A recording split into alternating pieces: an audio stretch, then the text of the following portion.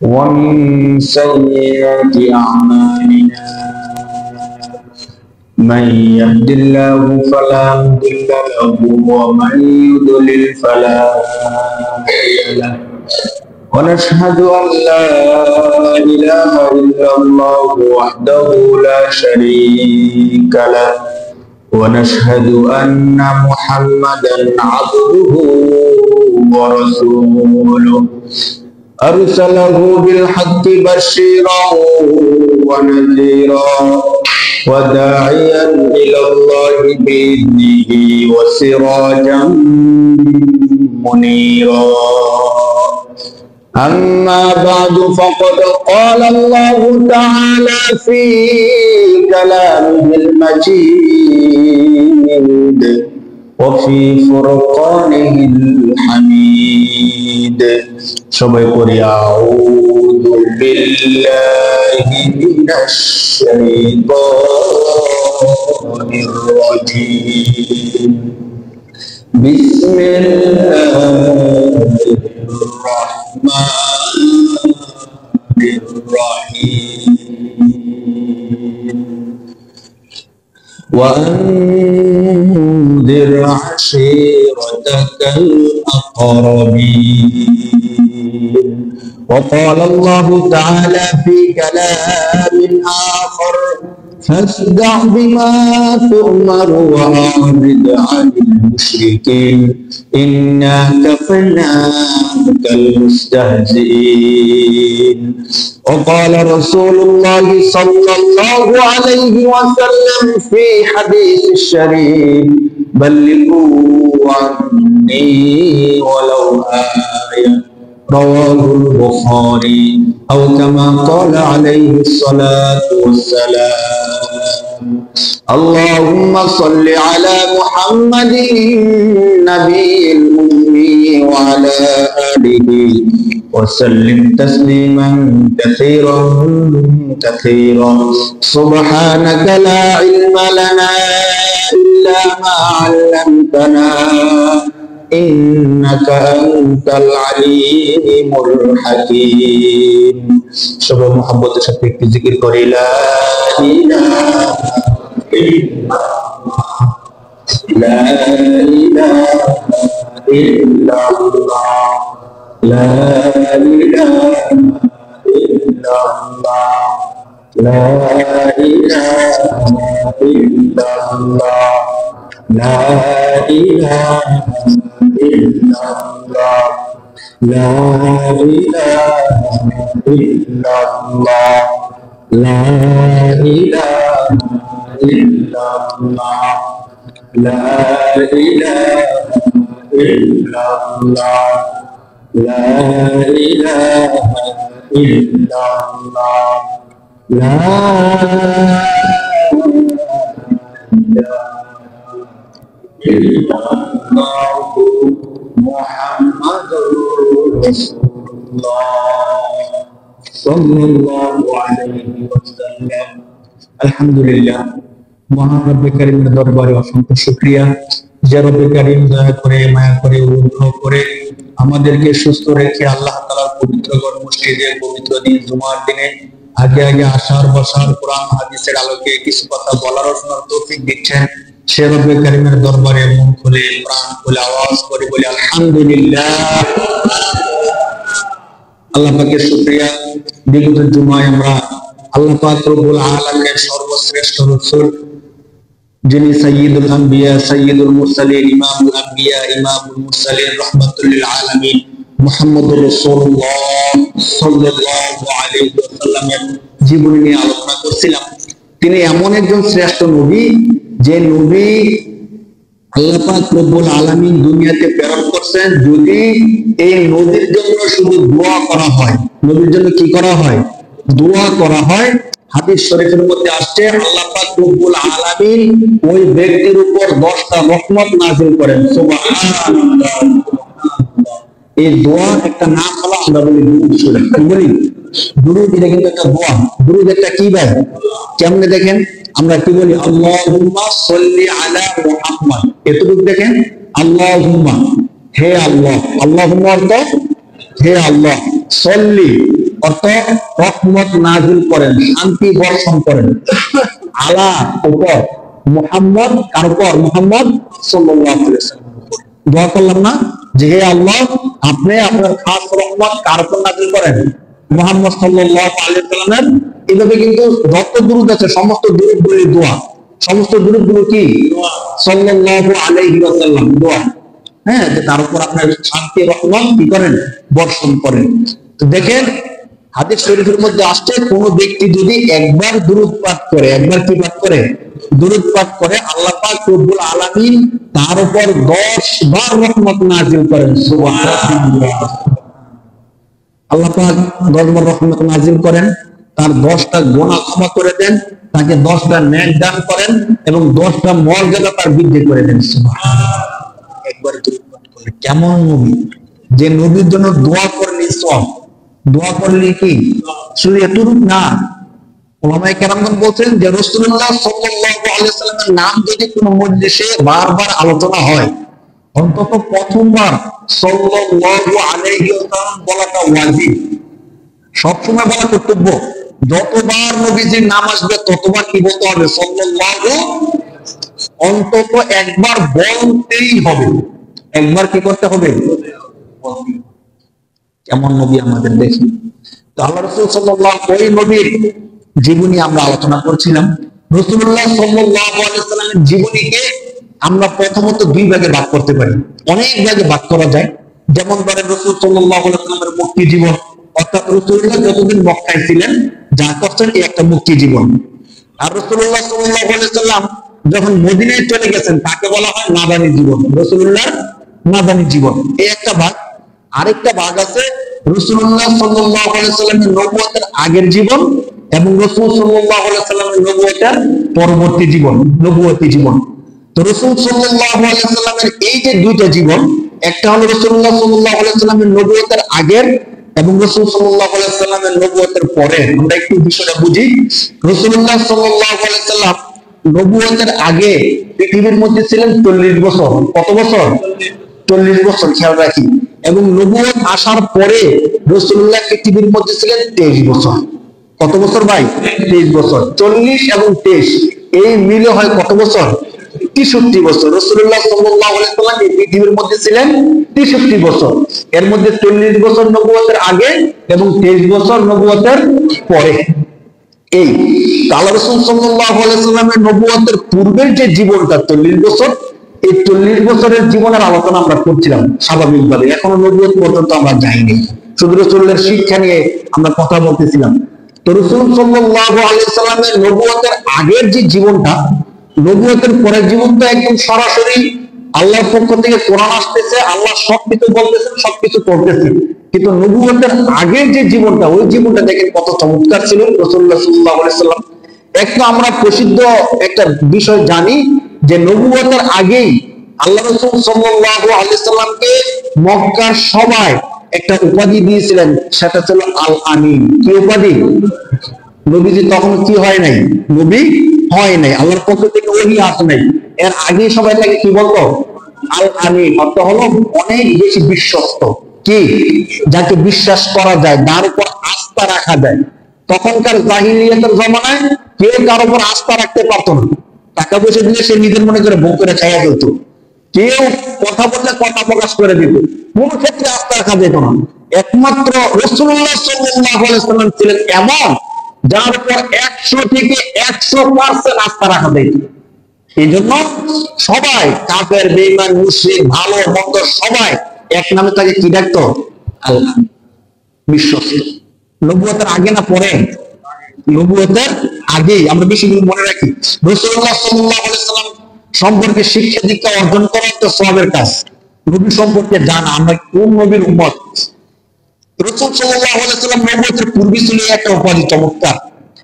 তখন শুধু বিশ্বস্ত না, জ্ঞান, বুদ্ধি, গরিমা সব দিক থেকে রাসূলুল্লাহ সাল্লাল্লাহু আলাইহি ওয়াসাল্লাম অন্যদের তুলনায় হাজার হাজার গুণ বেশি ছিলেন। একটা ছোট্ট একটা ঘটনা বলি, বুখারী শরীফের মধ্যে এই ঘটনাটা আসছে, আপনারা হয়তো শুনছেন। আল্লাহ রাসূল সাল্লাল্লাহু আলাইহি ওয়াসাল্লামের বয়স যখন 30 থেকে 35 বছর, তখন কাবা শরীফকে পুনরায় নির্মাণ করার দরকার পড়ল। কাবা শরীফের মধ্যে কিছু সমস্যা দেখা গেছে, ভেঙে গেছে, এখন কাবা শরীফকে নির্মাণ করতে হবে। কাবা শরীফের ইতিহাস কিন্তু শুধু আমাদের নবীর পর থেকে না, হাদিসের মধ্যে আসছে কাবা শরীফ আমাদেরকে সৃষ্টি করার 40,000 বছর পূর্বে আল্লাহ পাক রব্বুল আলামিন ফেরেশতাদের মাধ্যমে নির্মাণ করছেন। সুবহানাল্লাহ। তাহলে আমরা অনেকে মনে করি যে কাবা শরীফ মনে হয় আমাদের নবীর মাধ্যমে হয়েছে বা আমাদের নবীর কোন একটা কিছু কর্ম, না। কাবা শরীফের ইতিহাস একদম পৃথিবীর শুরু থেকে ইতিহাস। এরপরে বারবার পৃথিবীর মধ্যে কাবা শরীফকে নির্মাণ করছেন অনেকে। ইতিহাসের মধ্যে আসছে 10 বার কাবা শরীফকে সংস্কার করা হয়েছে, পুনরায় নির্মাণ করা হয়েছে। তো আল্লাহ রাসূল সাল্লাল্লাহু আলাইহি ওয়াসাল্লামের বয়স যখন 30 থেকে 35, তখন একবার কাবা শরীফকে নির্মাণ করার প্রয়োজন দেখা দিল।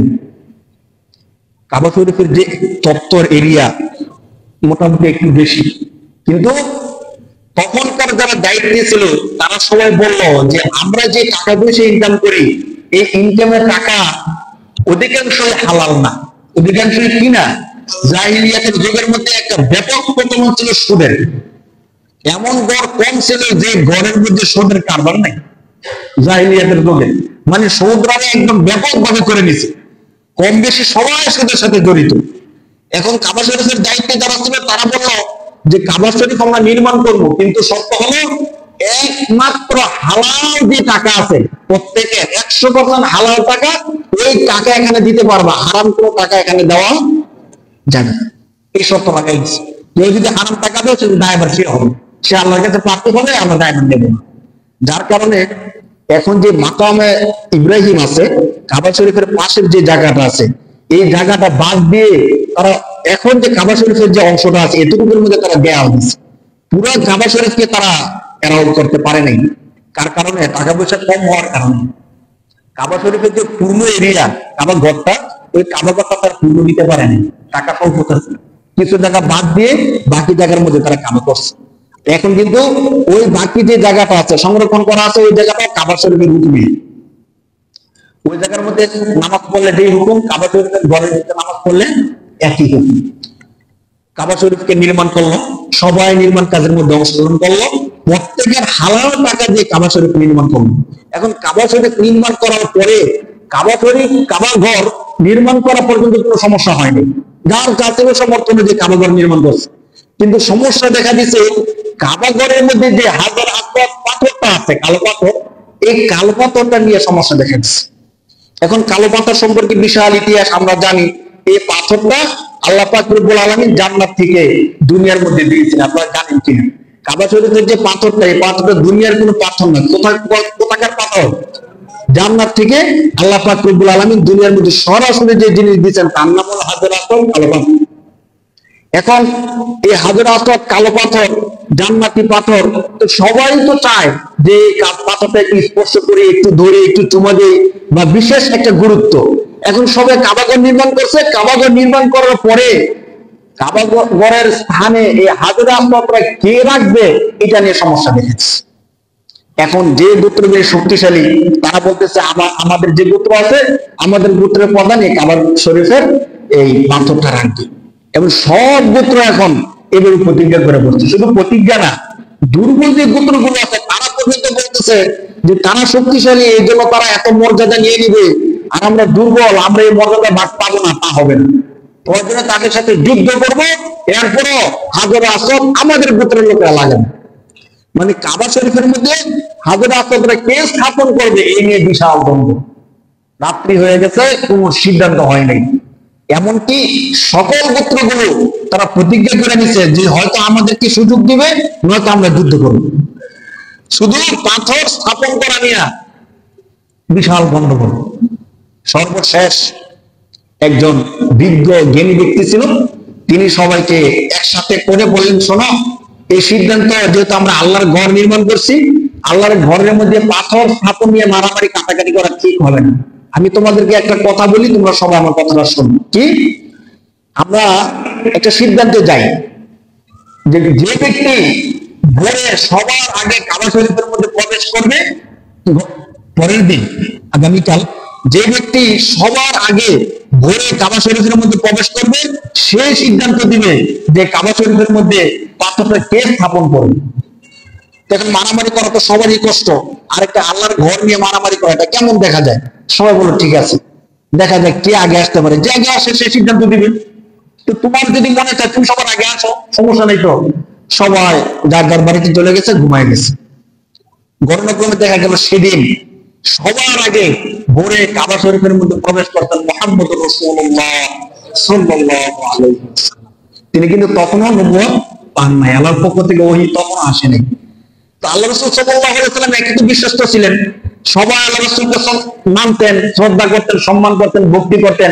তখন সবাই মেনে নিছে, ঠিক আছে, যে ব্যক্তি সবার আগে আসছে কাবা শরীফের মধ্যে, উনি সাধারণ কোনো ব্যক্তি না, ওনাকে আমরা মানি। উনি যদি সিদ্ধান্ত দেন তাহলে আমরা ওনার সিদ্ধান্ত মেনে নিই।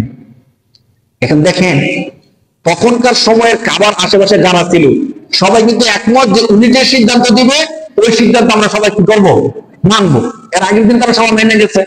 এই অনুযায়ী রাসূলুল্লাহ সাল্লাল্লাহু আলাইহি ওয়াসাল্লাম যে সিদ্ধান্ত দেন ওই সিদ্ধান্ত তারা মানতে বাধ্য। এখন রাসূলুল্লাহ সাল্লাল্লাহু আলাইহি ওয়াসাল্লাম চাইলে কিন্তু যে কোনো সিদ্ধান্ত দিয়ে দিতে পারেন, যে ঠিক আছে আমার যে বংশ আছে কুরাইশ, তারা যেহেতু নেতা বংশ, কুরাইশের নেতা লাগাবে।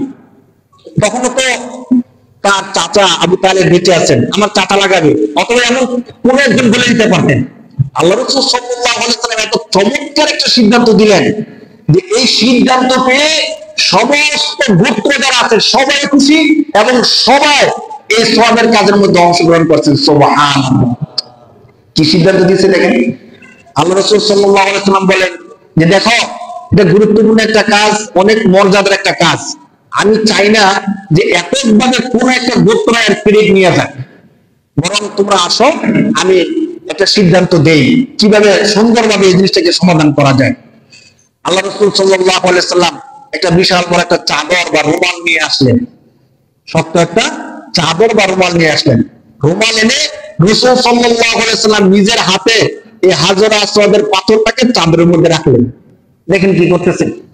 আল্লাহ রাসূলের প্রজ্ঞা, জ্ঞান, বুদ্ধিমত্তা কত প্রখর ছিল তখনই। আল্লাহ রাসূল ওই হাজর আসওয়াদের পাথরটাকে এই রুমাল বা চাদরের মধ্যে রাখলেন, রেখে বললেন ঠিক আছে, এবার আরবের মধ্যে যত গোত্র আছে প্রত্যেক গোত্র প্রধানরা এখানে আসেন, প্রত্যেক গোত্র থেকে একজন গোত্র প্রধান এখানে আসেন। সবাই আসলো। এবার সবাইকে বললেন যে সবাই চাদরের চারিদিকে ধরো। সবার সামিল হয়ে গেছে। এখন তার কোনো চিন্তা নাই, আরবের সমস্ত লোক ধরতে পারবে না, অন্তত গোত্র প্রধান ধরলে ওই গোত্রের লোকেরা সবটা পাওয়া যায়। তখন বললেন যে সমস্ত গোত্রের সর্দাররা আসো, আইসা এই চাদরের চারিদিকে ধরো। এবার গোত্র প্রধান সবাই আসলো এবং চাদরের চারিদিকে ধরলো, ধরে যখন কাবার ঘরের কাছে নিয়ে গেছে, রাসূল সাল্লাল্লাহু আলাইহি ওয়াসাল্লাম আবার নিজের হাতে কাবা ঘরের মধ্যে ওই পাথরটা কি করছেন, বসাই দিয়েছেন। সুবহানাল্লাহ। এতে করে কি হলো, কোন দ্বন্দ্ব, মারামারি, কাটাকাটি কিচ্ছুই হলো না, কাজের কাজ হয়ে গেল, সমাধান হয়ে গেল, আরবের সবাই খুশি হয়ে গেছে। অথচ তখনকার সময়ে এমন ছিল অবস্থাটা যে তারা যে মারামারি করতো, যুগ যুগ ধরে মারামারি করতো। মারামারি করতে করতে করতে করতে হচ্ছে যখন বৃদ্ধ হয়ে যেত, তখন তার যে নাতি আছে তাদেরকে বলে দিত যে আমি আমার জীবদ্দশায় তাদের প্রতিশোধ নিতে পারি নাই, চেষ্টা করছি, তোমাদেরকে ওসিয়ত করেছে, তোমরা কিন্তু ওই গোত্রে ছাড়ো না, তোমরা যতদিন বেঁচে থাকবা তাদেরকে দেখে দিবে। তখনকার এই যুগ পরম্পরায় এইভাবে মারামারি কাটাকাটি চলত।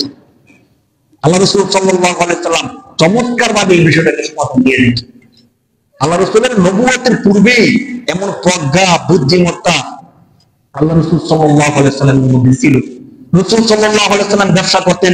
রাসূলুল্লাহ সাল্লাল্লাহু আলাইহি ওয়াসাল্লামের ব্যবসায়িক দিকগুলো দেখেন কত চমৎকার ছিল। আল্লাহ রাসূল সাল্লাল্লাহু আলাইহি ওয়াসাল্লাম শুরুর দিকে তার চাচা আবু তালেবের ব্যবসা করতেন।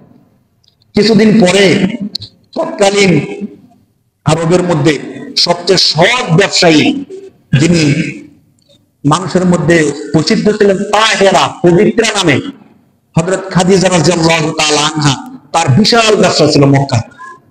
তিনি লোক দিয়ে ব্যবসা বাণিজ্য করাইতেন। ব্যবসার মাল স্বামী নিয়ে যেত, লোকেরা আবার নিয়ে আসতো। তিনি যখন রাসূল সাল্লাল্লাহু আলাইহি ওয়াসাল্লামের বিশ্বস্ততার কথা শুনলেন, রাসূল সাল্লাল্লাহু আলাইহি ওয়াসাল্লামকে ব্যবসার দায়ভার দিলেন যে আপনি আমার ব্যবসা করেন, আমি দেখি আপনি কেমন ব্যবসা করতে পারেন। রাসূল সাল্লাল্লাহু আলাইহি ওয়াসাল্লাম ব্যবসা করলেন। তিনি দেখলেন যে ইতিপূর্বে যারা তার ব্যবসায়িক মাল নিয়ে যেত তারা যেমন লাভ আনত, এর থেকে কয়েক গুণ বেশি লাভ রাসূল সাল্লাল্লাহু আলাইহি ওয়াসাল্লাম নিয়ে আসতেন। সুবহানাল্লাহ। তখন তিনি আল্লাহ রাসূলের সাথে একজন লোককে দিয়েছিলেন দেখার জন্য, দেখাশোনা করার জন্য, খাদিম হিসাবে, মাইসারাকে জিজ্ঞেস করেন যে মাইসারা, এর আগেও তো আমি বহুত লোককে সামনে পাঠাইছি ব্যবসায়িক পণ্য দিয়া, কিন্তু এমন কি কাজ তিনি করলেন যে কাজের কারণে ব্যবসার মধ্যে কয়েক গুণ লাভ হয়েছে, তুমি বলো তো। আরবের মক্কার লোকেরা তো তার সম্পর্কে অনেক কিছু বলে, কিন্তু তুমি তো তার সাথে ছিলে, তুমি কি দেখছো বলো। মাইসারা কি চমৎকার কথাগুলো বলতে দেখি তো শুনেন। আমি এই লোকের সাথে পুরো সময় ছিলাম, এত অবাক করা কিছু ঘটনা দেখছি যা ইতিপূর্বে আমি কারো থেকে দেখি নাই। মাইসারা নিজে খাদিজা রাদিয়াল্লাহু তাআলা আনহার কাছে বলতেছে, তো আমরা যখন সামনে যাইতেছিলাম, মরুভূমি এলাকা পাড়ি দিচ্ছিলাম, গরমে রৌদ্রে উন্মনার অতিষ্ঠ, কিন্তু আমি দেখলাম রাসূলুল্লাহ সাল্লাল্লাহু আলাইহি ওয়াসাল্লাম, তখন তো রাসূল হয় নাই, মুহাম্মদ বলতেছে, আমি দেখলাম যে তার উপর আকাশ থেকে মেঘ খন্ড এসে ছায়া দিচ্ছে। সুবহানাল্লাহ। তাকাতে থাকার কারণে আমার উপর কোনো রৌদ্র, কোনো কষ্ট, এমন কোনো কিছু লাগে নাই। তো শুধু এতটুকু না, আমরা যেতে যেতে এক পাদ্রীর কাছে গেলাম। পাদ্রী তাকে দেখে সাথে সাথে বুকে ধরায় ধরলো, জিজ্ঞেস করলো আপনি কে, কোত্থেকে আসছেন। সবকিছু জানার পরে পাদ্রী নিজে নিজে বলতেছে তিনি তো হলেন এমন লোক যার ব্যাপারে তাওরাতের মধ্যে আসছে তিনি হবেন শেষ নবী। সুবহানাল্লাহ। মাইসারা নিজের কানে এই কথা শুনছেন এবং খাদিজা রাদিয়াল্লাহু তাআলা আনহার কাছে বলতেছেন। আচ্ছা, এতটুকু তো বুঝলাম, কিন্তু ব্যবসায় দ্বিগুণ লাভ হওয়ার কারণটা কি? আমি দেখলাম তিনি যখন ব্যবসায়ী পণ্য কারো থেকে কিনে মিথ্যা কথা আশ্রয় নেয় না, একদম সত্য সাদা মাথা কথা বলেন, এবং যখন বিক্রি করে তখনও মিথ্যা কথা বলেন না, একদম সুন্দর সাদা মাথা সত্য কথা বলতেছেন। কিন্তু আমি রাসূলুল্লাহর চেহারার দিকে তাকিয়ে দেখলাম তার চোখের মধ্যে এমন একটা মায়া কাজ করতেছে, এই মায়ার ফলে যে ব্যক্তি তার কাছে মাল বিক্রি করে কম দামে বিক্রি করে, আর যে ব্যক্তি তার থেকে মাল ক্রয় করে নেয় কয়েক গুণ বেশি দামে মাল ক্রয় করে নেয়। সুবহানাল্লাহ। কারণ সামনে ব্যবসার সিস্টেম ছিল ওই দেশ থেকে মাল ক্রয় করা, আবার ওই দেশের মধ্যে কি করা, বিক্রি করা, টাকা পয়সা নিয়ে যেত, স্বর্ণ রূপা মুদ্রা ছিল, এগুলো নিয়ে যেত। আল্লাহ রাসূলের চেহারার মধ্যে, চোখের মধ্যে আমি এমন একটা মায়া দেখছি যে মায়ার কারণে যারা রাসূলুল্লাহর কাছে মাল বিক্রি করে তারা কম দামে রাসূলুল্লাহর কাছে বিক্রি করে, আর যারা রাসূলুল্লাহ থেকে মাল ক্রয় করে তারা অনেক বেশি দামে মালটা ক্রয় করে নিয়ে যায়, কেউ কোনো কথা বলেন। আর রাসূলুল্লাহ বলে না যে আমি, আমাদের দোকানের মধ্যে একটা সিস্টেম আছে, দেখবেন একটা মাল বলছে যে কত দাম, 2000 টাকা, আপনি বললেন যে ভাই 2000 টাকা না 1200 টাকা দিব, তখন দোকানদার কি বলে জানেন, 1200 টাকা কিনতে পারিনি। অথচ অবাক করা বিষয় হলো, আপনি যখন ঠিক আছে ভাই নিব না মালটা, ভাই একটু কমায় নিয়ে যান, 1500 টাকা দেন, না ভাই 1500 টাকা নিব না, আর 1300 টাকা দেন, না ভাই 1300 টাকা নিব না। এমন করতে করতে সর্বশেষ কেমন হয় যে 1000 টাকা পর্যন্ত মালটা বিক্রি করে। তো আপনি যে 1000 টাকা মালটা বিক্রি করতেছেন, একটু আগে তো বলছিলেন যে ভাই 1200 টাকা কিনতে পারিনি, কিন্তু ওই কথাটা কেন বললেন? তো এখন জিজ্ঞেস করলাম কেন বলেন, অনেক দোকানদার যখন জিজ্ঞেস করি বলে হুজুর সত্য কথা বললে কি ব্যবসা হইব, সত্য কথা বললে কি বাড়িতে পেটে খানা যাইব, ব্যবসা ব্যবসা করতে হবে, লাভ করতে হবে, এখানে সত্য মিথ্যার কোনো কিছু নাই। নাউযুবিল্লাহি মিন যালিকাল কাবীর। এত বড় মিথ্যা কথা। সত্য কথা বললে যদি ব্যবসা না হয়, আল্লাহ রাসূল, সাহাবায়ে কেরাম, ওলিয়া উলিয়া তারা কি ব্যবসা করে নাই? আবু বকর রাদিয়াল্লাহু তাআলা আনহু ব্যবসায়ী ছিলেন, উসমান রাদিয়াল্লাহু তাআলা আনহু ব্যবসায়ী ছিলেন, আব্দুর রহমান ইবনে আউফ তৎকালীন সময়ের শ্রেষ্ঠ সেরা ব্যবসায়ী ছিলেন। তারা কি ব্যবসা করছে না মিথ্যা কথা বলছে বলেন? কেন মিথ্যা কথা বলেন? আপনাদেরকে আমি আজকে একটা তথ্য দিই, মনে রাখবেন। ব্যবসার মধ্যে কেন আমরা মিথ্যা কথা বলি, 2 নাম্বারই করি, কেন এই কাজগুলো করি? এই ক্ষেত্রে শয়তানের ভূমিকা সবচেয়ে বড়। ব্যবসার মধ্যে এই কাজগুলো করার ক্ষেত্রে সবচেয়ে বড় ভূমিকা কার? শয়তানের। শয়তান আমাদেরকে দেয় না সত্য কথা বলতে, সঠিক তথ্য দিতে। কাপড়ের মধ্যে একটু খুঁত আছে, সিস্টেম করে রেখে দেয়, বলে না যে কাপড়ের মধ্যে সমস্যা কি। জিনিসপত্রের মধ্যে, ফলের দোকানে যাবেন, দেখবেন খারাপ অংশটা নিচে রাখে, ভালো অংশটা উপরে রাখে। এগুলো বিভিন্ন অসঙ্গতি ব্যবসার মধ্যে থাকে। আমি এক এলাকায় যে ফার্মের মুরগি বিক্রি করে তাদের সাথে কথা বললাম, তো তারা বলে যে হুজুর, ফার্মের মুরগির ক্ষেত্রে যদি 2 নম্বরে না করা হয়, এখানে ব্যবসা লাভ করার কোনো সুযোগ নেই। কেন? প্রয়োজন আমাদের কিনা পরে বেশি, কিনার পরে আবার তাদেরকে খাবার খাওয়াতে হয়, রাখতে হয়, ওজন কমে যায়, যত বেশি রাখি ওজন কমে যায়, তখন কিনা দামে আর বেচা দামে সমান সমান হয়ে যায়।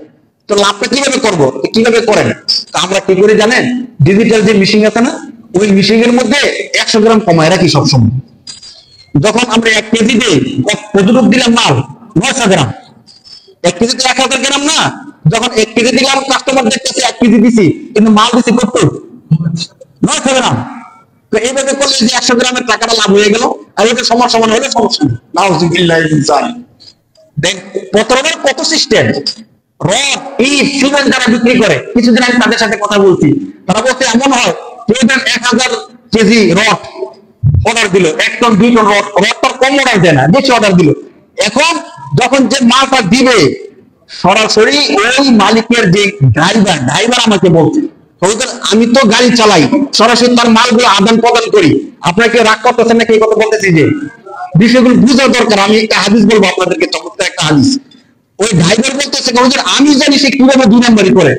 ওই 2 টন 3 টন রড অর্ডার দিছে, 1000 কেজি রডের জায়গায় সে 700 কেজি রড দেয়। এখন কাস্টমার যে বাড়িতে, সে তো নিয়ে পাল্লাতে মাপে না যে কত কেজির অর্ডার আছে। ইট 5000 10,000, তো এখানে 500 ইট রেখে দিবে, 100 ইট রেখে দিবে। তো এখন কেউ তো বসে বসে ইট গ্রুপ বলে না, 1 2 3 4, অনেকে তো খবর রাখে না। 1000 ইটের মধ্যে 50টা 10টা ইট কমায় দেয়, 10টা ইট কমায় দিবে তো অনেক। 1000 কেজির অর্ডারের মধ্যে 100 কেজি রেখে দিলে তো অনেক রড রেখে দিবে। আমি ড্রাইভার, আমি স্বয়ং দেখি সেই কাজগুলো করে। এভাবে ব্যবসার মধ্যে 2 নাম্বার এগুলো করে। অথচ রাসূলুল্লাহ সাল্লাল্লাহু আলাইহি ওয়াসাল্লাম একটা হাদিস দেখেন, আল্লাহ রাসূল সাল্লাল্লাহু আলাইহি ওয়াসাল্লাম বলেন, আত-তাজিরু সুদুকুল আমিন মান নাবিয়িনা ওয়াস সিদ্দিকিনা ওয়াস শুহাদা'i ওয়াস সালিহিন। আল্লাহ রাসূল সাল্লাল্লাহু আলাইহি ওয়াসাল্লাম বলেন, দেখো আমি নবীকে নিজে ব্যবসা করছি, বাকি আমার উম্মতের মধ্যে যারা সৎ ব্যবসা করবে, কি ব্যবসা করবে ভাই? বলেন সৎ ব্যবসা। কি ব্যবসা? সৎ ব্যবসা করবে। আল্লাহ রাসূল বলেন তাদের হাসর হবে নবীদের সাথে, সিদ্দিকদের সাথে। সুবহানাল্লাহ। আপনি এমন একটা হাদিস দেখান যেখানে বলা আছে যে একজন মুফতি, বড় আলেম, তার হাসর হবে নবীর সাথে, বা একজন বড় বক্তা, তার হাসর হবে নবীর সাথে, অথবা এমন একজন মানুষ, তার হাসর হবে নবীর সাথে। খুব কম। একমাত্র শুধুমাত্র স্পষ্টভাবে ব্যবসায়ীর ব্যাপারে বলা আছে যে কেউ যদি সৎ ব্যবসা করে, মালের মধ্যে সমস্যা থাকলে সমস্যাটা জানায় দেয়, 2 নাম্বারই করে না, আল্লাহ তো তার ব্যবসার মধ্যে 1000 গুণ বরকত দিবেই দিবে, এবং হাসরের ময়দানে তার হাসর হবে নবীদের সাথে, সিদ্দিকদের সাথে। সুবহানাল্লাহ। শয়তান কি চায় যে আমাদের হাসরটা নবীর সাথে হোক? চায় নাকি? বলেন চায়? কোন ব্যক্তি যদি জেলের মধ্যে যায়, আর তার সাথে যদি ধরেন কোন তৎকালীন সময়ে ক্ষমতাবান এমপি থাকে, জেলের মধ্যে তার ভয় আছে? মানে তার সাথে এমপিও গেছে, এমপির যে একটা পাওয়ার, তাকে ছুটে নিয়ে আসবে সে জানে। তাহলে ব্যবসায়ী যদি কোনো গুনাহ করে, নবীর সাথে যদি তার হাসর হয়, তার কোনো চিন্তা আছে? বলেন, চিন্তা আছে? শয়তান তো জানে নবীর সাথে তার হাসর হবে, সে ব্যবসায়ী। ব্যবসায়ীদের মর্যাদাটাই ভিন্ন। এই জন্য ব্যবসায়ীকে ইনিয়ে বিনিয়ে যে কোনো ভাবে মিথ্যা কথা বলাইয়া, 2 নাম্বার করাইয়া তার ব্যবসাটা নষ্ট করে দিই। এই জন্য আপনাদের মধ্যে যারা ব্যবসায়ী আছেন, টুকটাক ব্যবসা করেন, ছোট ব্যবসা, বড় ব্যবসা, আপনাদেরকে বলবো আল্লাহর ওয়াস্তে অতীতকে ভুইলা ক্ষমা চাইয়া আজকে থেকে সৎ ব্যবসা শুরু করে দেন। বরকত দেওয়ার মালিক কে? এটাই। আপনি যদি বলেন যে সত্য কথা বলে ব্যবসা হয় না, সৎ ব্যবসা করলে টাকা আসে না, যারা ব্যবসায়ী করে না তাদেরকে আল্লাহ খাওয়াইতেছে না? বলেন, যারা ব্যবসায়ী করে না, কোনো ব্যবসায়ী করে না, তারা কি খাইতেছে না? তাদেরকে খাওয়ায় কে? যে আল্লাহ তাদেরকে খাওয়ায়, সে আল্লাহ আমাকে খাওয়াবে। আমি সত্য কথা বলবো, সৎ ব্যবসা করবো, সঠিক ব্যবসা করবো, সমস্যা কি? কি বলেন ভাই? যদি এভাবে সৎ ব্যবসা সবাই করে, কাপড়ের দোকানে গেলে 1000 টাকার কাপড় বলে 2000 টাকা, আবার ডবল দাম বলছেন কেন? কয়েক বাঙালি আমরা চিনি, যত টাকা দাম বলি তারা অর্ধেক বলেন। এই জন্য আমরা আগ থেকেই জিনিসপত্রের দাম কতটুক বলি? ডবল বলি। বাকি একটু বলতে পারেন যারা ব্যবসায়ী আছেন, এখন ব্যবসার পণ্যের দাম 1000 টাকা, যদি বলি ভাই আমার পণ্যের দাম 1000 টাকা, সে দেওয়ার চেষ্টা করবে 800 টাকা। এখন আমি করবো কি? এই জন্য বলছেন আপনি একটু বলেন, আপনার দোকানের ভাড়া আছে, কর্মচারী খরচ আছে, এই সব কিছু মিলে এই প্রোডাক্টের উপর কত টাকা পড়ে, আপনার কত টাকা লাভ না করলেই না। তখন আপনি বলেন যে ভাই আমার এই পণ্যর খরচ আছে 1500 টাকা। আপনি এই কথাটা বললেন না যে 1500 টাকা দিয়ে কিনছি, কারণ কিনছেন তো 1000 টাকা দিয়া। যখন আপনি বলবেন যে আমি এই পণ্যটা কিনেই পড়ছে আমার 2000 টাকা, 1500 টাকা, মিথ্যা কথা হয়ে গেল যে আমি কিনে আনছি 2000 টাকা দিয়ে। আপনার যে দোকান ভাড়া সবকিছু মিলে 1500 টাকা পড়ে খরচ, আপনি এইভাবে বলেন যে এর উপর আমার খরচ আছে 1500 টাকা। আপনি বললেন না যে 1500 টাকা দিয়ে কিনছেন তো 1000 টাকা দিয়ে। এভাবে সত্য কথা বলেন, চেষ্টা করেন সৎ ব্যবসা করার জন্য। আল্লাহ রাসূল সাল্লাল্লাহু আলাইহি ওয়াসাল্লামের সহিহ হাদিস, আত-তাজিরু সুদুকুল আমিন মান নাবিয়্যিন ওয়াস সিদ্দিকিন, সৎ ব্যবসায়ী যারা হবে তাদের হাসর হবে নবীদের সাথে, সিদ্দিকদের সাথে ইনশাআল্লাহ। এজন্য আমরা যারা আছি সৎ ব্যবসা করব। রাসূলুল্লাহ সাল্লাল্লাহু আলাইহি ওয়াসাল্লাম এই সৎ ব্যবসার কারণে খাদিজা রাদিয়াল্লাহু তাআলা আনহা আল্লাহ রাসূলের উপর খুশি হয়ে গেছেন।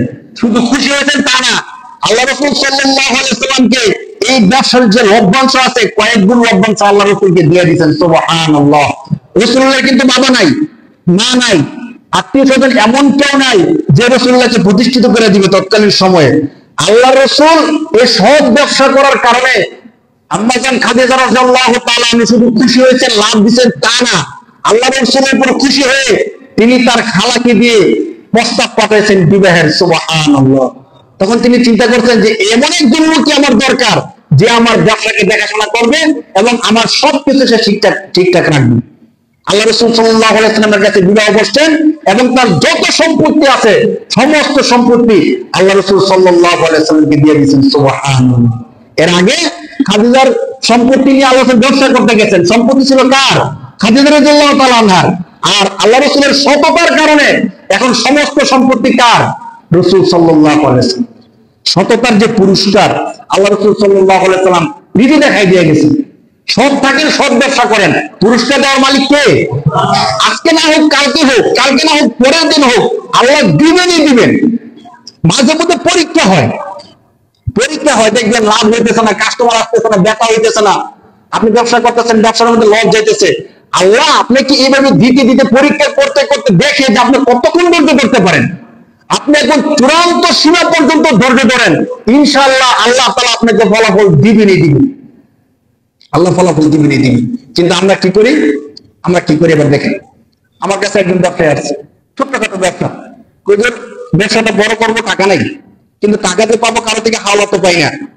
ভালো একটা জায়গা আছে, কিছুদিন পর পর এনজিও থেকে বা বিভিন্ন সংস্থা থেকে আইসা বলে যে আমাদের থেকে কিছু লোনে টাকা নেন, আমাদের ব্যাংক থেকে টাকা নেন, আপনার ব্যবসাটা বড় করুন। আমরা যারা ব্যবসায়ী আছি যখন এই অফার গুলো পাই তখন আমরা এই অফার গুলো ছাড়তে পারি না। চিন্তা করি কিছুক্ষণ গুণা করি, এরপর না তবা করে ভালো হয়ে যাবো। ভাই এই বিশ্বাসটা কি আছে যে আমি তবা করতে পারবো? আমি মাত্র লোনটা আনলাম, এরপরে যদি মারা যাই তখন অবস্থাটা কি হবে? কাকে খাওয়ানোর জন্য আমি লোনটা আনলাম, সুদটা করলাম। ব্যবসা আমার হালাল ছিল, আমার রক্তের কামাই ছিল, ঘাম শ্রম সব মিলে আল্লাহর পক্ষ থেকে ছিল। কিন্তু আমি যখন ব্যাংক লোন আনলাম, যখন আমি সুদে টাকা এনে ব্যবসা করলাম, আমার শ্রম ঘাম সবটুকু হারাম হয়ে গেল, তখন অবস্থাটা কি হবে বলেন? আমি সেজদা দিতে আসছি, নামাজ পড়তে আসছি, যে খাবার খেয়ে আসছি ওই খাবারটা শুধু সুদের খাবার। আমি যে পোশাকটা পরিধান করে আসছি সুদের টাকায় কিনা পোশাক, বলেন কি অবস্থা হবে আমার মনে? আমরা কি খেয়াল করি? আল্লাহ তো আমাকে এই বিষয়টা দিয়ে পরীক্ষা করতেছেন। যখন আপনাকে অফার দেয় ব্যাংক থেকে লোন নেওয়ার জন্য, আপনি তখন একটু ধৈর্য ধরেন যে আল্লাহর পক্ষ থেকে আমার কাছে পরীক্ষা আসছে, আমি দেখি আল্লাহ কি করে। আল্লাহ রাসূলের একজন সাহাবী, আল্লাহ রাসূল যখন রাগ করছেন, আল্লাহ রাসূল সবার সাথে তাকে কথা বলা বন্ধ করে দিচ্ছেন। যখন আরবের বাইরের কাফেররা শুনছে যে আল্লাহ রাসূলের গুরুত্বপূর্ণ একজন সাহাবী, তার সাথে কথাবার্তা বলা সবকিছু নিষিদ্ধ করে দিছে, তখন ওই একজন বাদশা তার কাছে চিঠি পাঠাইছে যে আমি শুনছি যে তোমার নবী মুহাম্মদ সাল্লাল্লাহু আলাইহি সাল্লাম তোমার সাথে কথাবার্তা বলা লেনদেন সব বন্ধ করে দিছে। তুমি এক কাজ করো, আমার দেশে চলে আসো, তোমাকে আমি এমন বড় পদবি দিয়ে দিই, তোমার কোনো চিন্তা হবে না, সবকিছু আমরা ব্যবস্থা করে দিই। ওই সাহাবী যখন কাগজটা পাইছে তিনি কান্না করে দিছে যে আল্লাহ আপনি আমার পরীক্ষা নিতেছেন, এত বড় পরীক্ষা। সাথে সাথে কাগজটাকে আগুনের মধ্যে নিক্ষেপ করে দিচ্ছে। তিনি বলছে অসম্ভব, এটা আল্লাহর পক্ষ থেকে আমার উপর পরীক্ষা, আমি কখনো এই কাজটা করতে পারি না। পরবর্তীতে আল্লাহ তাআলা তাদের উপর খুশি হয়ে কোরআন শরীফের মধ্যে আয়াত নাযিল করে দিয়েছেন। সুবহানাল্লাহ। কোরআন শরীফের 11 নম্বর পারার 3 নম্বর পৃষ্ঠা 5 নম্বর পৃষ্ঠা তাদের আলোচনা করছেন আল্লাহ তাআলা।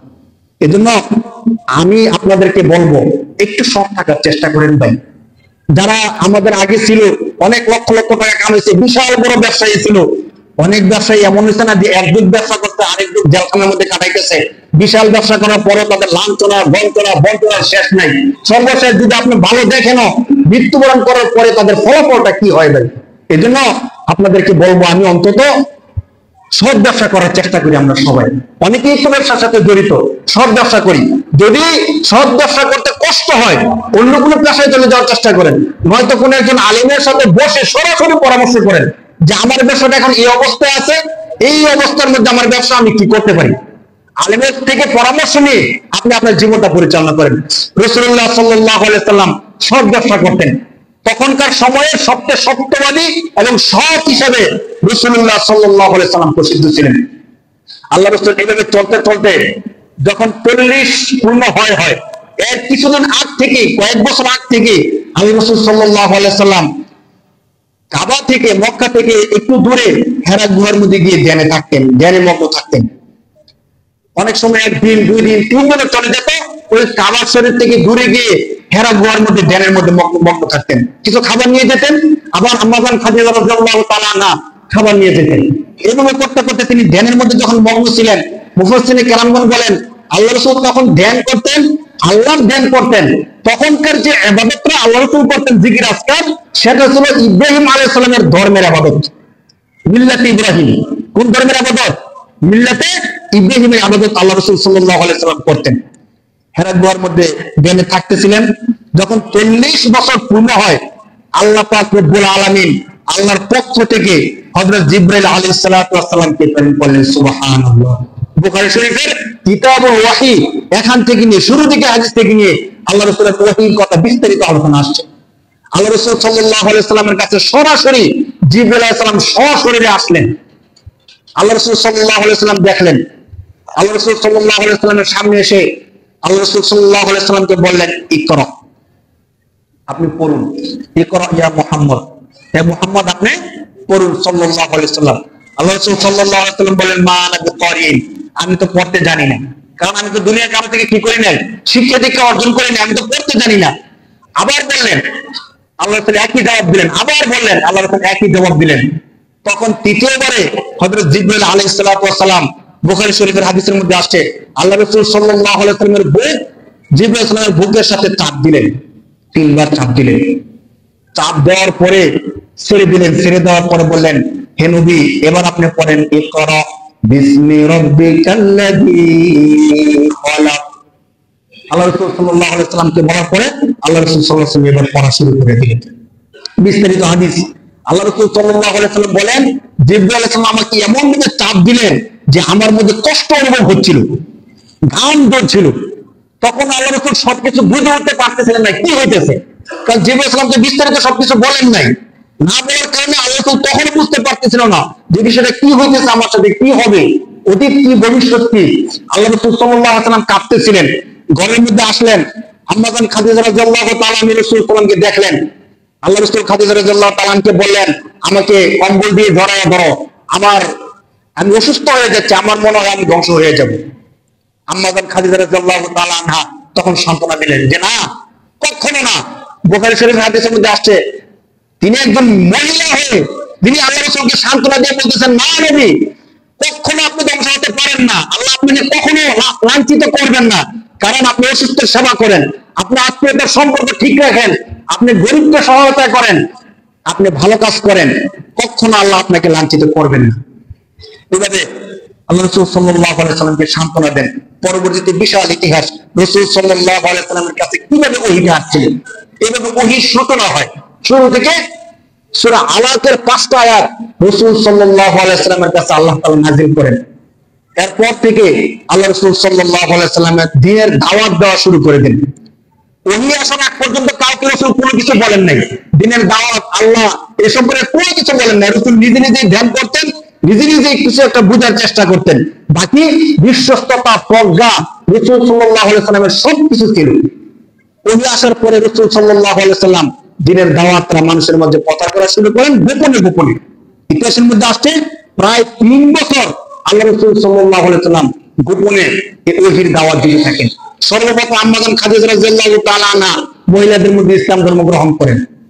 পুরুষের মধ্যে, ছোট্ট বালকদের মধ্যে সর্বপ্রথম হযরত আলী রাদিয়াল্লাহু তাআলা আনহু ইসলাম ধর্ম গ্রহণ করেন এবং রাসূল সাল্লাল্লাহু আলাইহি সাল্লামের পালক পুত্র যায়েদ রাদিয়াল্লাহু তাআলা আনহু ইসলাম ধর্ম গ্রহণ করেন এবং বয়স্কদের মধ্যে সর্বপ্রথম হযরত আবু বকর রাদিয়াল্লাহু তাআলা আনহু ইসলাম ধর্ম গ্রহণ করেন।